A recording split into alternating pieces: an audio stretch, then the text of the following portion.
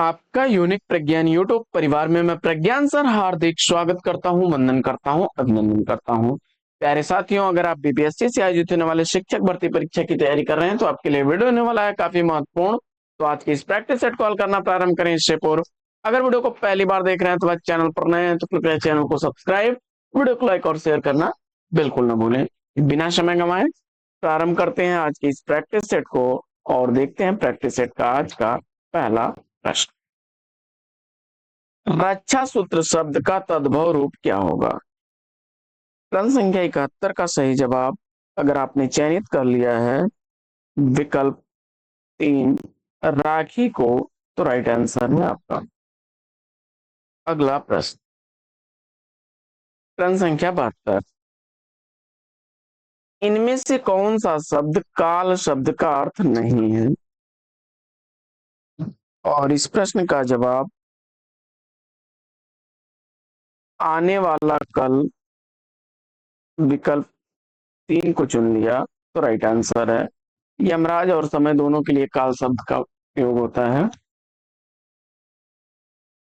बढ़ते हैं आगे और देखते हैं अगला प्रश्न। प्रश्न संख्या 73 है कि तुलसीदास सिदत निस दिन देखत तुम्हार निठुराई, इस पंक्ति में कौन सा अलंकार है? और इस प्रश्न का जवाब श्रुत्यानुप्रास, विकल्प 1 को चुन लिया तो राइट आंसर। प्रश्न संख्या 74 है कि ब्रज भाषा का विकास किस अपभ्रंश से हुआ है? ब्रज भाषा का विकास किस अपभ्रंश से हुआ है, इसका आपको जवाब बताना है। इस प्रश्न का उत्तर आपने सेलेक्ट कर लिया शौरसेनी अपभ्रंश, विकल्प 1 को, तो सही जवाब है आपका। आगे बढ़ते हैं और देखते हैं अगला प्रश्न।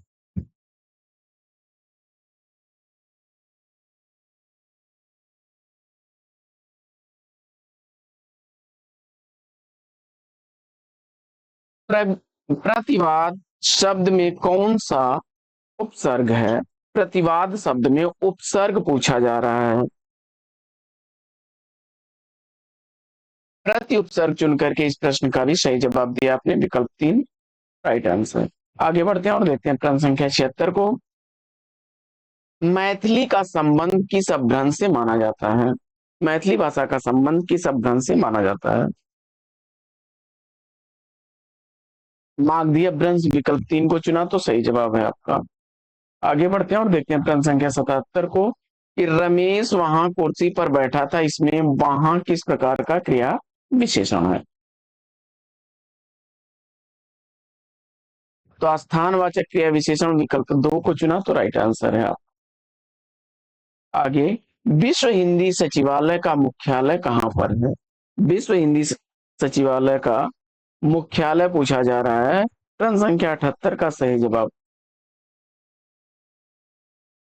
मॉरिशस, विकल्प 2 को चुन लिया तो राइट आंसर के साथ में आप आगे बढ़ते हैं और देखते हैं अगला प्रश्न।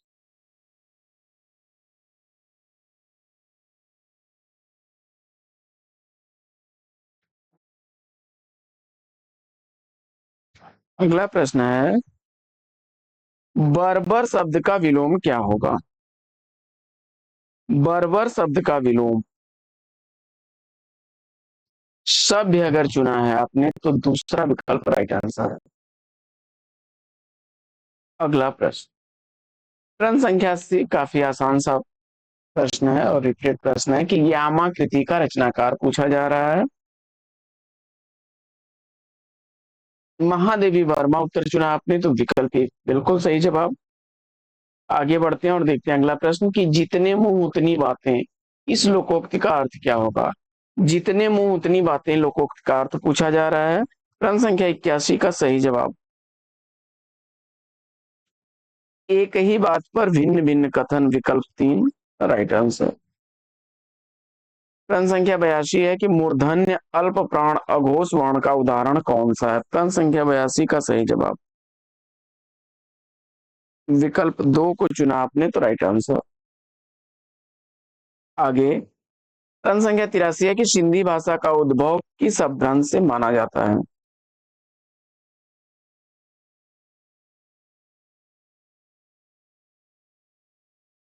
ब्राचड़ को चुना आपने तो विकल्प एक राइट आंसर। प्रश्न संख्या 84 है कि भयानक रस का स्थायी भाव पूछा जा रहा है। भय उत्तर चुना आपने तो विकल्प दो इस प्रश्न का राइट आंसर। आगे, जिस समास में पूर्व पद गौण और उत्तर पद प्रधान हो तो वह किस प्रकार का समास कहलाता है। पहला पद गौण और दूसरा पद इसका जो है प्रधान हो। प्रश्न संख्या 85 का सही जवाब तत्पुरुष समास विकल्प एक राइट आंसर। आगे बढ़ते हैं और देखते हैं अगला प्रश्न। अगला प्रश्न है कि प्रश्नवाचक और विस्मयादि बोधक को छोड़कर सभी वाक्यों के अंत में क्या प्रयुक्त होता है। पूर्ण विराम का प्रयोग किया जाता है विकल्प दो राइट आंसर। आगे, सर्कुलर शब्द का हिंदी पर्याय क्या बनेगा। जवाब में परिपत्र विकल्प तीन को चुन लिया आपने तो राइट आंसर है। अगला प्रश्न है कि इनमें से कौन सा शब्द प्रपंच का पर्यायवाची शब्द नहीं। प्रश्न संख्या 88 का सही जवाब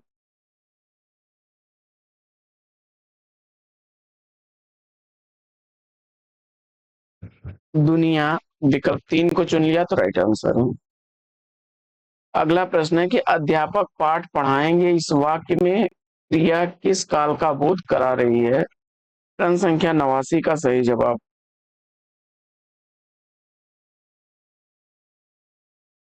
सामान्य भविष्यत काल विकल्प तीन को चुन लिया तो राइट आंसर है। अगला प्रश्न है कि अधर में लटकना मुहावरे का अर्थ क्या होगा।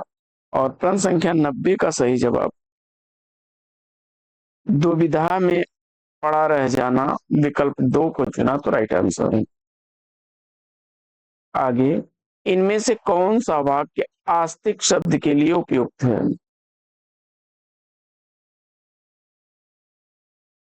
जवाब में आपने ईश्वर के प्रति आस्थावान विकल्प तीन को चुना तो राइट आंसर है।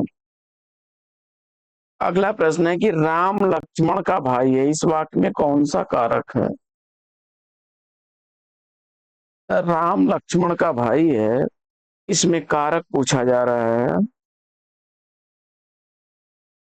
और प्रश्न संख्या 92 का सही जवाब आपने संबंध कारक विकल्प एक को चुना तो राइट आंसर।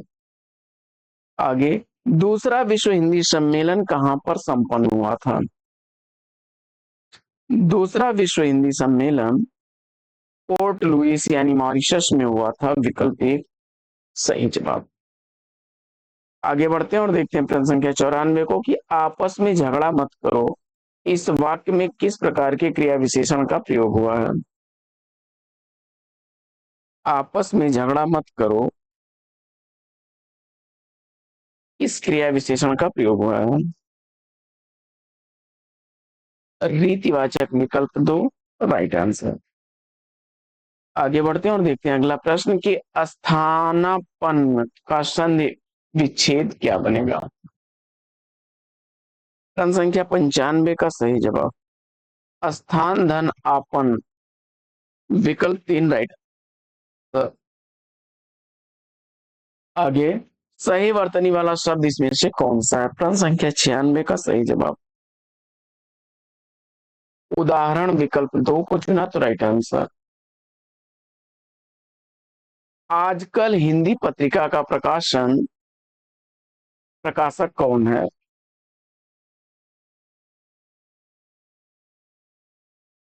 तो विकल्प एक प्रकाशन विभाग।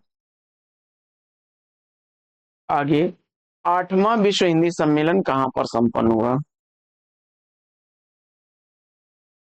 न्यूयॉर्क विकल्प एक सही जवाब। आगे बढ़ते हैं और देखते हैं अगला प्रश्न।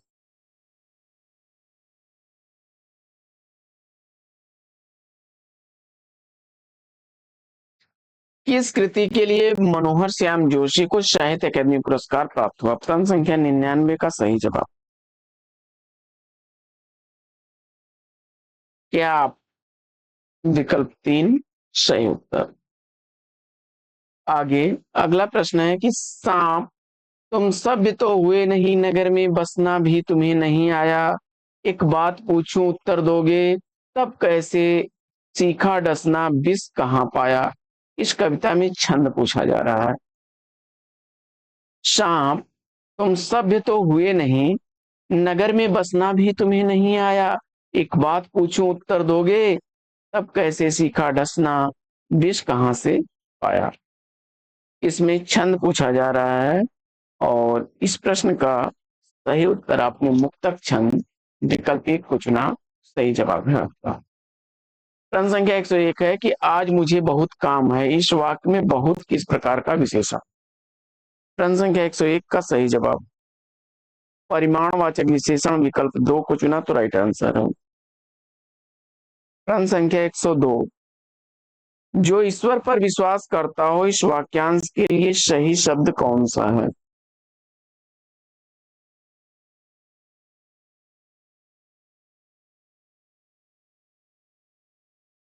जवाब हो जाएगा आस्तिक शब्द विकल्प 3 राइट आंसर। अगला प्रश्न है कि दुख ही जीवन की कथा रही, क्या कहूं आज जो नहीं कही। यह उक्त किस रचनाकार की है। तो सरोज स्मृति से अवतरित यह पंक्तियां सूर्यकांत त्रिपाठी निराला जी की हैं। विकल्प 3 इस प्रश्न का सही जवाब। अगला प्रश्न,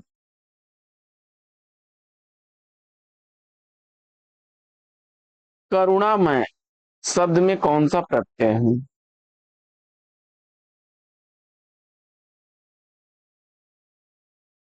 तो मैं प्रत्यय विकल्प एक राइट आंसर।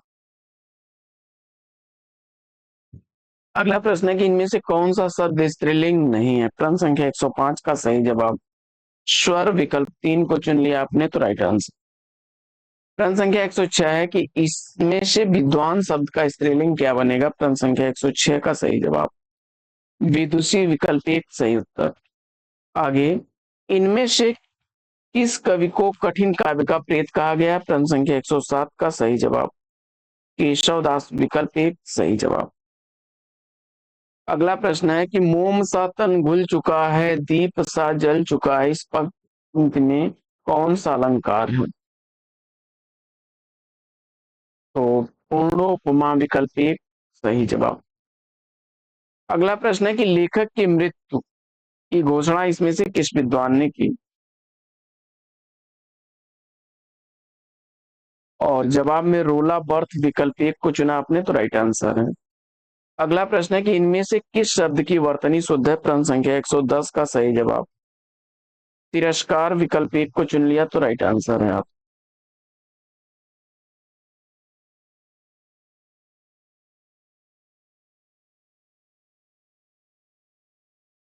प्रश्न संख्या 111 है कि पूजा में कौन सा प्रत्यय है।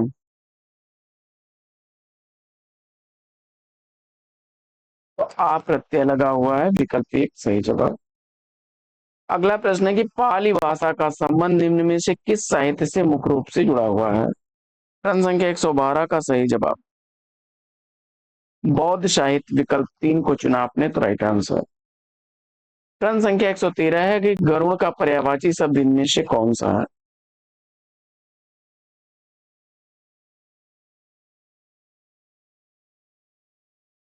तो खगेश विकल्प एक राइट आंसर। अगला प्रश्न है कि जब कर्ता एक काम समाप्त कर उसी क्षण दूसरी क्रिया में प्रवृत्त हो जाए तो उस पहली क्रिया को क्या कहते हैं। जवाब हो जाएगा पूर्वकालिक क्रिया विकल्प 3 राइट आंसर। अगला प्रश्न है कि वातावरण में कौन सा समास है। प्रश्न संख्या 115 का सही जवाब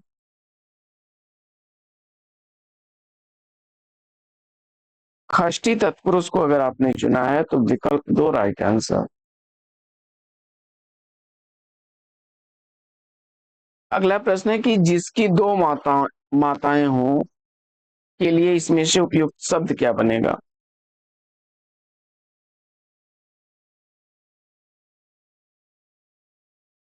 प्रश्न संख्या 116 का सही जवाब द्वैमातुर विकल्प एक को चुना तो राइट आंसर।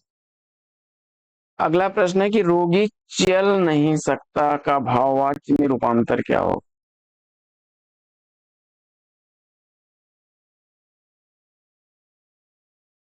जवाब हो जाएगा रोगी से चला नहीं जाता, विकल्प एक राइट आंसर। आगे बढ़ते हैं और देखते हैं अगला प्रश्न।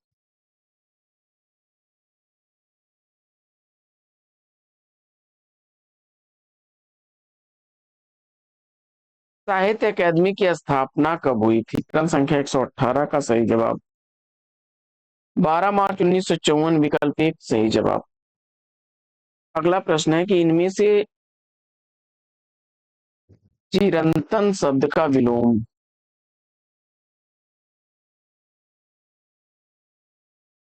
तो नश्वर, विकल्प एक को चुना आपने, तो सही जवाब। 120 से 128 तक के प्रश्न जो है वो गद्यांश पर आधारित होंगे, तो सबसे पहले गद्यांश को पढ़ लेते हैं। गद्यांश है कि इन दिनों कुछ ऐसा माहौल बना है कि ईमानदारी से मेहनत करके जीविका चलाने वाले निरीह और भोले भाले श्रमजीवी पिस रहे हैं और झूठ और फरेब का रोजगार करने वाले फल फूल रहे हैं। ईमानदारी को मूर्खता का पर्याय समझा जाने लगा है, सच्चाई केवल बेबस एवं भीरू लोगों के हिस्से पड़ी है। ऐसी स्थिति में जीवन के महान मूल्यों के बारे में लोगों की आस्था ही हिलने लगी है। भारतवर्ष में कभी भी भौतिक वस्तुओं के संग्रह को बहुत अधिक महत्व नहीं दिया जाता। उसकी दृष्टि में मनुष्य के भीतर जो आंतरिक गुण स्थिर भाव में बैठा हुआ है वही चरम और परम है। लोभ मोह काम क्रोध आदि विचार मनुष्य में स्वाभाविक रूप से विद्यमान रहते हैं, पर उन्हें प्रधान शक्ति मान लेना और अपने मन तथा बुद्धि को उन्हीं के इशारे पर छोड़ देना बहुत बुरा आचरण है। भारतवर्ष में कभी भी उन्हें उचित नहीं माना।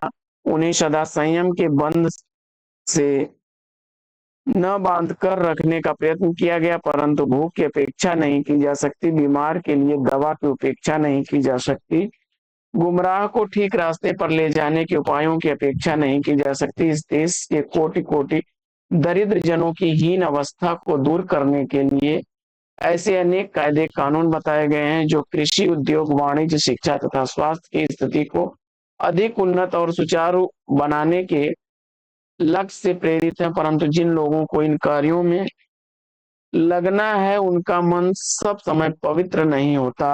प्रायः वे लक्ष्य को भूल जाते हैं और अपनी सुख सुविधा की ओर ज्यादा ध्यान देने लगते। हजारी प्रसाद द्विवेदी का यह क्या निराश हुआ जैसे है अवतरित। तो देखते हैं इस पर आधारित प्रश्नों को। जीवन के महान मूल्यों के बारे में लोगों की आस्था हिलने लगी, इसका कारण क्या है? तो ईमानदारों का शोषण होना, विकल्प एक सही जवाब हो जाएगा इसका। दूसरा है कि भारतवर्ष में महत्व दिया जाता है, तो महान गुणों को दिया जाता है। आगे, भारतीय दर्शन किस पर संयम से नियंत्रण के पक्ष में है? तो क्रम संख्या 122 का सही जवाब लोभ और मोह। अगला प्रश्न है कि लेखक ने किस प्रकार के आचरण को निकृष्ट माना है? तो विकल्प दो इसका सही जवाब होगा, लोभ मोह के प्रधान शक्ति को मानना। अगला प्रश्न है कि समाज में नियमों का निर्माण किया गया है मानव कल्याण के लिए, विकल्प एक राइट आंसर। अगला प्रश्न है कि कोटि कोटि शब्द की गणना शब्द के किस भेद के अंतर्गत की जाएगी? प्रश्न संख्या 125 का सही जवाब तत्सम, विकल्प दो को चुना, तो राइट आंसर।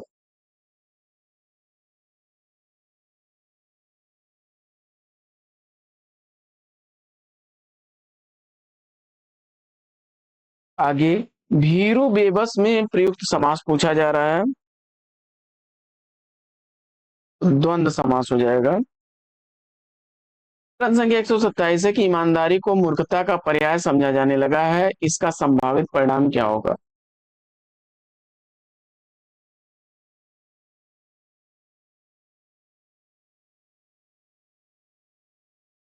तो शोषकों की संख्या बढ़ना, नैतिकता का पतन होना, भ्रष्टाचार बढ़ना, यानी विकल्प चार इसका सही जवाब हो जाएगा, एक से अधिक।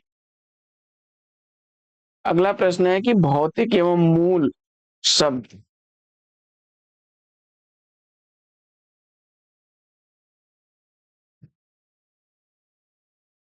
तो भूत में एक प्रत्यय मिलकर के भौतिक बना है, भूत मूल शब्द है और एक प्रत्यय है। विकल्प एक राइट आंसर। आगे 129 से 134 तक के प्रश्न कविता पर आधारित हैं। तो कविता की पंक्तियों को पढ़िए और उस पर आधारित उचित विकल्प चुनना होगा आपको।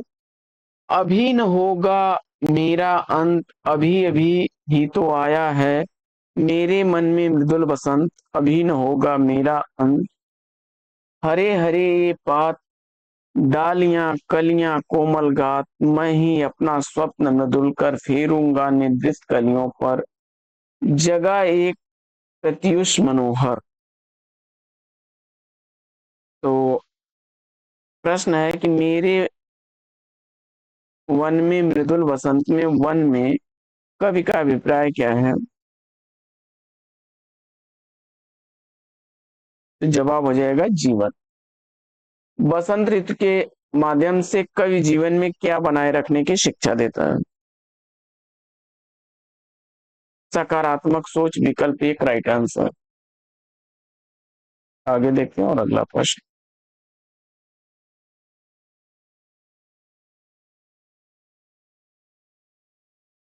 अगला प्रश्न है कि कवि का पत्तों एवं कलियों को नव प्रभात के आने की सूचना देने का उद्देश्य क्या है? तो उनको अधिक जीवंत बनाना, विकल्प दो राइट आंसर। अगला प्रश्न है कि उपयुक्त काव्यांश में कवि ने अपने अंतर की किस ध्वनि को उजागर किया है? तो आत्मविश्वास, विकल्प दो को चुना आपने तो राइट आंसर है। अगला प्रश्न है कि वाक्यांश में हरे हरे शब्द युग्म पत्तों के किस रूप में प्रयुक्त हुए हैं? प्रश्न संख्या 133 का सही जवाब विशेषण, विकल्प एक को चुना आपने तो राइट आंसर। अगला प्रश्न है कि काव्यांश में प्रयुक्त गात शब्द विशेष्य है, तो उसका विशेषण क्या बनेगा? प्रश्न संख्या 134 का सही जवाब कोमल अगर आपने चुना तो राइट आंसर है विकल्प तीन। आवारा मसीहा इसमें से किसके जीवन पर केंद्रित रचना है? विष्णु प्रभाकर द्वारा लिखी गई यह रचना शरद चंद्र चटर्जी की है, विकल्प तीन राइट आंसर हो जाएगा। अगला प्रश्न। अगला प्रश्न है कि निम्नलिखित में से किस भाषा को 92वें संविधान संशोधन अधिनियम 2003 के तहत संविधान की 8वीं अनुसूची में नहीं शामिल किया गया? जवाब हो जाएगा विकल्प तीन तमिल को। अगला प्रश्न।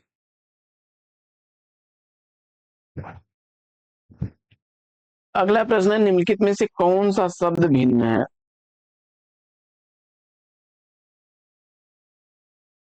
तो जवाब हो जाएगा विकल्प एक लावारिश। अगला प्रश्न है सर्वनाम के कितने भेद हैं? जवाब में आपने विकल्प तीन को चुन लिया, 6।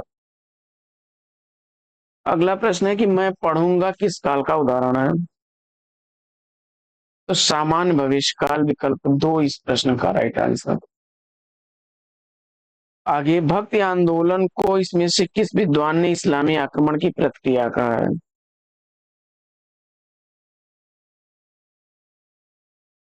तो आचार्य शुक्ल उत्तर चुन करके आपने राइट आंसर दिया है। अगला प्रश्न है कि काशिका किस क्षेत्र की बोली को कहा जाता है? बनारस, विकल्प तीन को चुना आपने तो राइट आंसर है। अगला प्रश्न है कि यति का क्या अर्थ है?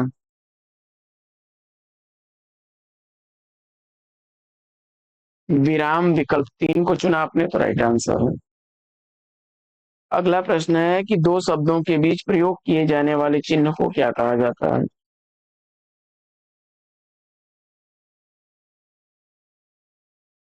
योजक चिन्ह, विकल्प तीन राइट आंसर। आगे बढ़ते हैं और देखते हैं अगला प्रश्न।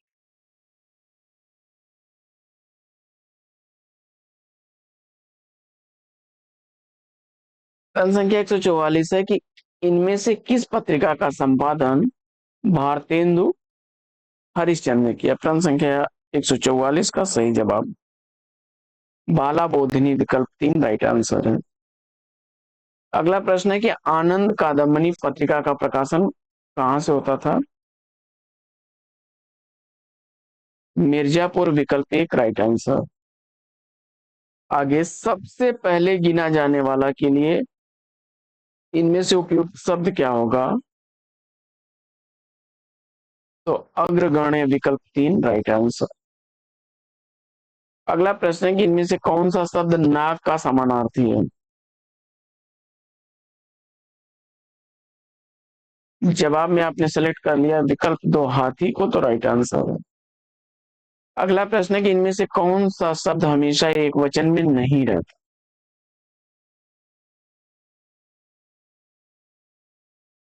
प्राण विकल्प 3 को चुना आपने, तो राइट आंसर है।